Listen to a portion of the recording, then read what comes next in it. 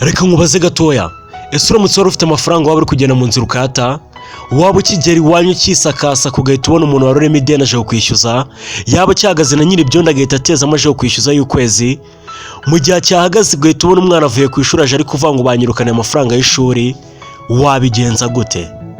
Umunsi umwe inyamaswa yitwa isha yari iri mu ishyamba, gusa yari itwite, yari igejeje cyo kubyara, iri mu buribwe bwinshi.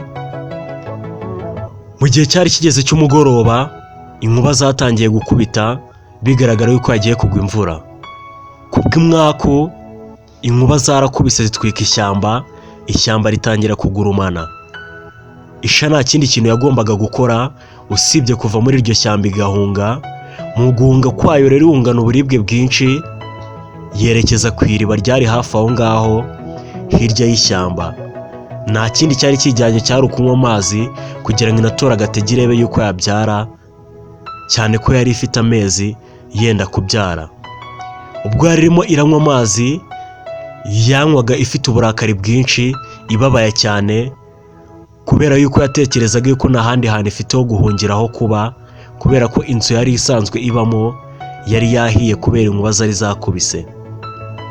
Ikiri muri urwo ngurwo yumva ijwi hirya iruhande rw'ibumoso, iza kuzamura umutwe irebyeyo, inyuma y'igihuru yitegereje neza yabona umuhigi. Yagizemo ubwoba isha, iratitira, yumva birayicanze, yumva igiye kubura ahantu yerekeza, gusa mu mutima wayo iribwira uti reka nirukanke mungire ku ruhande rw'iburyo, wenda nshobora kuba nakwepa uyu muhigi. Ikiri muri ibyo ngibyo irebye iruhande rw'iburyo bwayo, yahabonye intare y'insazi iri muri pozishoni yo kuyataka ngo nayo iyirye. Isha byayanze mu nda, ibura icyo ikora, ibura uko ibigenza, ihindukiye irebye n'inyuma, isanga ishyamba ryayo n'ubundi naryo umuriro uracyaka. Igiye guca mu mazi nabwo yibuka yuko amazi ari kure cyane umanuka hasi bujya kuzimu, kandi yibuka yuko ninayambuka igerageza koga ingona ziri buyirye, kuko muri ayo mazi hari harimo ingona. Nta kindi yakoze, byarayicanze, birayiyobera, iratitira ibura icyo ikora, gusa nanone yihagararo iribwira mu mutima uti n'ubundi naho guhungira mfite.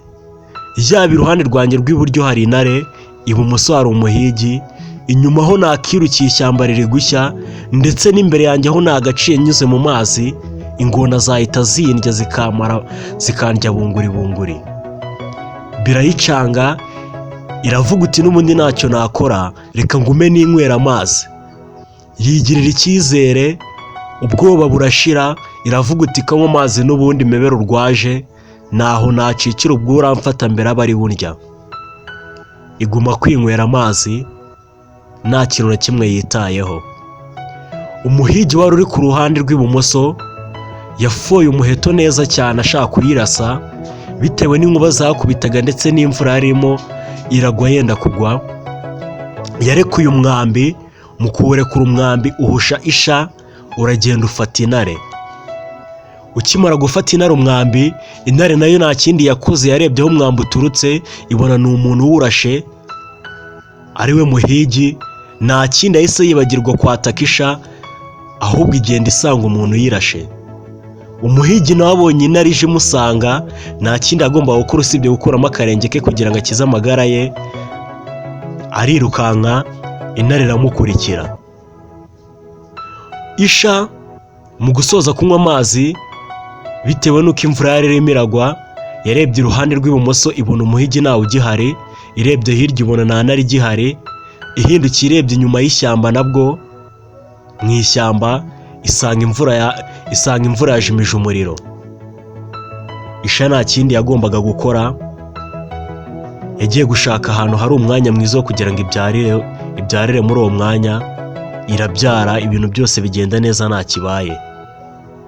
Ndagira ngo umenyeshe yuko no muri ubu buzima tubamo hari igihe duhura n'ibibazo byinshi bigiye bitandukanye, yewe umuhigi yenda kukurasa, yaba n'intare yakwatatse, inyuma naho guhungira, imbere naho guhungira, ndetse no mu mpande naho guhungira, ukabura uko ubigenza. Gusa ndagira ngo nkubwire ngo icya mbere ni ukwigirira icyizere. Ibibazo byaza ugahagarara kigabo ukabireba mu maso ukavuga uti n'ubundi noho yatogo naho kujya hahari, ngomba guhama hamwe nkarebana nawe mu maso wabibazo we.